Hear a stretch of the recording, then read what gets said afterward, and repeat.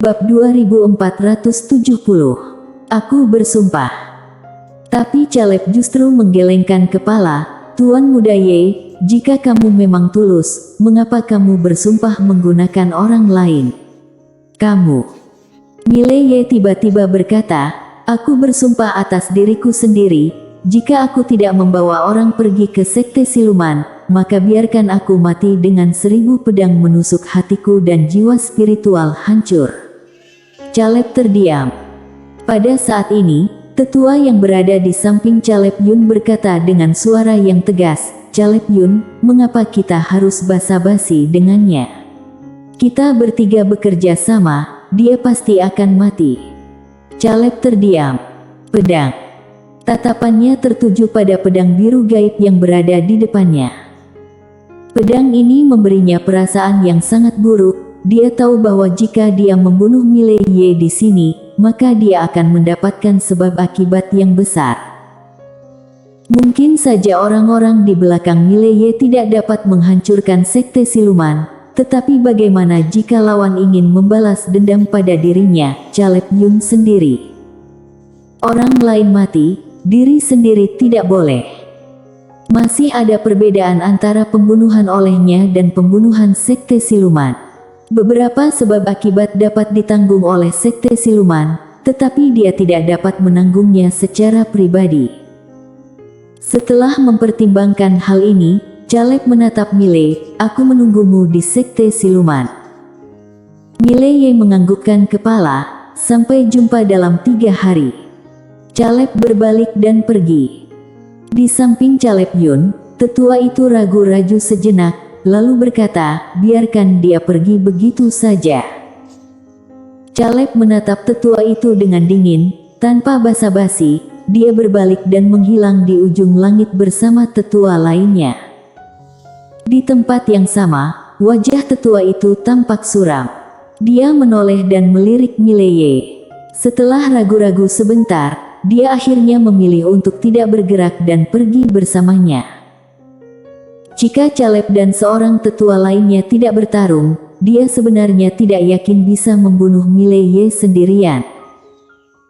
Setelah ketiganya pergi, menara kecil tiba-tiba berkata, Majikan muda, apakah kamu benar-benar akan pergi ke sekte siluman setelah 3 hari? Mile Ye berkata dengan pelan, apakah aku pergi cari mati? Setelah berbicara, dia berbalik dan menghilang di tempat. Di sisi lain, setelah tetua itu menyusul Caleb, dia tidak dapat menahan diri dan bertanya, Caleb Yun, mengapa kamu membiarkan dia pergi? Caleb melirik tetua itu dan menghelakan nafas dengan suara yang rendah, Tetua Lin, apakah kamu melihat pedang itu? Tetua Lin menganggukkan kepala, iya, memang luar biasa. Caleb menatap Tetua Lin, kamu hanya melihat pedang yang luar biasa, tapi aku melihat betapa mengerikannya orang yang berada di baliknya. Tetua Lin sedikit mengernyit, sekte siluman kita perlu takut. Caleb menghelakan nafas dengan suara yang rendah, aku tidak bisa berkata apa-apa padamu. Setelah berbicara, dia langsung menghilang di langit. Tetua. Di sebuah kota kuno, di dalam sebuah kedai. Di luar kedai sedang hujan lebat, orang-orang berjalan terburu-buru. Di dalam kedai, Mile Ye sedang duduk di dekat jendela dan di depannya ada gulungan kertas berwarna hitam. Di dalamnya adalah informasi yang ia tukar menggunakan nadi bintang dengan dunia siluman, isinya sangat detail. Sekte siluman. Sekte siluman terletak di Dewa Siluman, dan di bawah dunia siluman masih ada 10 domain. 10 domain mewakili 10 raja siluman, dan setiap raja siluman setidaknya adalah tingkat kelima alam inti semesta. Tidak hanya itu, setiap raja siluman juga menguasai master monster yang tak terhitung jumlahnya. Selain 10 domain, masih ada juga aula siluman.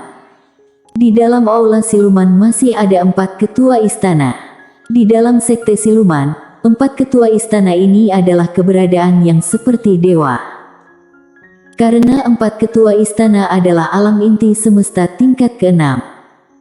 Selain itu, 4 ketua istana juga bertanggung jawab atas supermaster paling elit dari sekte siluman. Perlu disebutkan bahwa Caleb Yun adalah anggota Aula Siluman Kuno, salah satu dari 4 istana besar.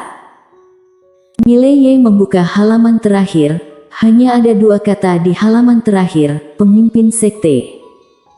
Selain itu, tidak ada kata lain lagi. Pemimpin sekte. Seberapa misterius pemimpin sekte dari sekte siluman? Dapat dikatakan bahwa di seluruh sekte siluman, kecuali 4 ketua istana besar, tidak ada orang yang pernah melihat pemimpin sekte ini. Jika bukan karena 4 ketua istana besar yang memuja pemimpin sekte setiap tahun, banyak orang bahkan berpikir bahwa tidak ada yang namanya pemimpin sekte. Mileye menutup gulungan informasi yang berada di depannya dan terdiam. Sesaat kemudian, Mileye mengambil cangkir teh di depannya dan menyesapnya, lalu menoleh untuk melihat keluar jendela dengan sedikit keraguan di matanya.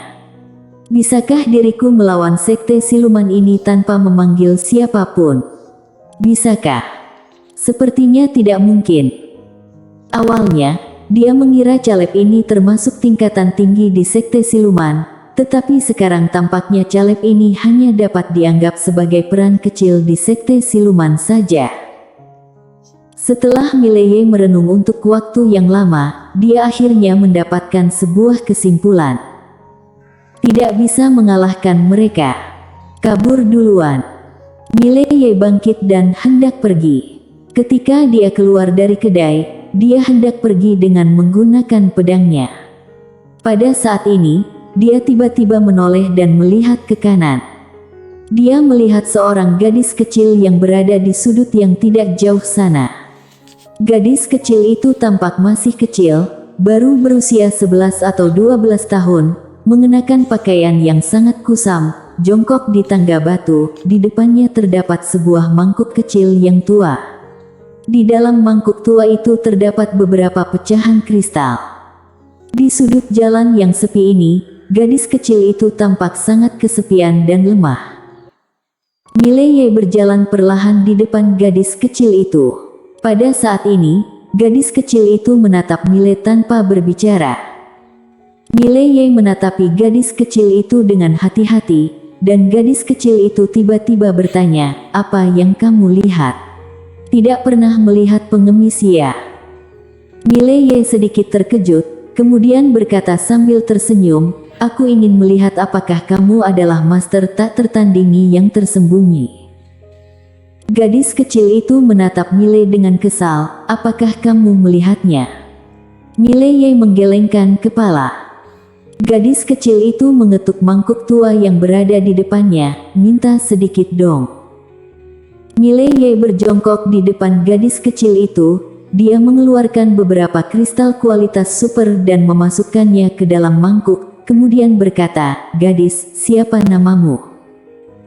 Gadis kecil itu menatap Mileye dengan sedikit waspada, "Apa yang ingin kamu lakukan?" "Aku hanya ingin minta beberapa kristal, aku tidak mengatakan ingin menjual diri." Mileye terdiam, "Apa yang kamu pikirkan?" Gadis kecil itu tampak cemberut, "Kamu tidak mirip orang baik." "Mileye." Gadis kecil itu tiba-tiba melihat ke langit, lalu berkata, "Hujan sepertinya sudah berhenti." Setelah berbicara, dia hendak bangun dan pergi. Mileye tiba-tiba meraih lengan baju gadis kecil itu dan berkata dengan serius, "Katakan padaku, apakah kamu adalah bos besar?" Gadis kecil itu mengedipkan mata, "Menurutmu?" Mileye berkata dengan suara yang tegas, "Firasatku memberitahu aku bahwa kamu adalah tokoh hebat." Tidak heran dia memiliki firasat seperti ini. Di sepanjang jalan bertemu dengan beberapa gadis kecil yang terlihat tidak normal atau beberapa tetua yang sedang menyapu lantai. Mereka pada dasarnya adalah bos tersembunyi, serta wanita yang sedang membaca buku. Tentu saja, kecuali peri kedua sebelumnya. Beberapa orang memegang buku dan benar-benar dibaca, sungguh luar biasa. Lalu, ada beberapa orang memegang buku hanya untuk berpura-pura saja. Gadis kecil itu mendekati Miley dengan pelan dan mengedipkan matanya. Aku adalah bos besar. Saat berbicara, dia melihat sekeliling dengan hati-hati, kemudian berkata, aku hanya memberitahu kamu satu orang saja, jadi tolong jangan sampaikan dengan orang lain. Setelah berbicara, dia tersenyum usil, lalu berbalik dan pergi. Miley menatapi gadis kecil di ujung jalan yang berada di kejauhan. Kemudian dia tiba-tiba berkata, Dik, namaku Miley, ayo kita kenalan. Di kejauhan, gadis kecil itu melambaikan tangannya dan menghilang di ujung jalan dengan cepat. Miley berkata di dalam hati, menara kecil, dapatkah kamu melihat kekuatan gadis kecil ini? Menara kecil terdiam sejenak, lalu berkata, tidak. Miley sedikit mengernyit, kamu pernah mengikuti ayah, kenapa kamu tidak bisa melihatnya? Menara kecil berpikir sejenak, lalu berkata, menurutku, gadis ini tidak sederhana. Miley bertanya, di mana letak tidak sederhana darinya? Menara kecil berkata, tidak tahu. Miley. Setelah beberapa saat, Miley pergi. Sekarang dia merasa sedikit stres. Sekte siluman. Awalnya dia ingin pergi ke sekte siluman untuk membunuh beberapa monster alam inti semesta secara diam-diam, lalu meningkatkan kultivasi dirinya, tetapi melihat kondisi sekarang, jika dirinya pergi ke sekte siluman, dia mungkin tidak bisa kembali lagi. Ketika memikirkan hal ini, Miley merasa sakit kepala. Berdasarkan kekuatannya saat ini, dia memiliki peluang 70% hingga 80% untuk menang ketika melawan satu master tingkat keempat, tetapi jika ada dua, dia tidak sanggup menahannya. Jika lawan itu adalah tingkatan kelima, maka sudah bukan saingan lagi. Agak stres. Pada saat ini, Dylan tiba-tiba berkata, apakah kamu hanya menginginkan hati alam semesta? Miley menganggukkan kepala, iya. Dylan berkata dengan suara yang tegas, kalau begitu kamu bisa pergi membelinya. Miley sedikit mengernyit, beli. Dylan berkata, iya, tapi, kamu harus pergi ke dunia siluman, tempat itu sangat makmur. Yang penting kamu memiliki nadi bintang yang banyak, semuanya bisa dibeli, termasuk hati alam semesta. Miley berkata dengan suara yang dalam, orang lain juga bisa melahap hati alam semesta. Dylan berkata, pada dasarnya tidak bisa, karena untuk melahap hati alam semesta ada persyaratan besar pada tubuh fisik dan garis darah. Tubuh fisik kamu sangat istimewa, garis darah juga istimewa, sehingga bisa melahap. Walaupun orang lain dapat melahapnya, efeknya juga jauh lebih rendah darimu. Namun hati alam semesta juga sangat berharga, karena banyak kegunaannya, bisa digunakan untuk mempertahankan teknik formasi, bisa digunakan untuk membuat pil dan juga bisa digunakan sebagai nadi bintang. Hati alam semesta yang menyerap tingkatan alam yang semakin tinggi itu semakin berharga. Miley menganggukkan kepala, oke.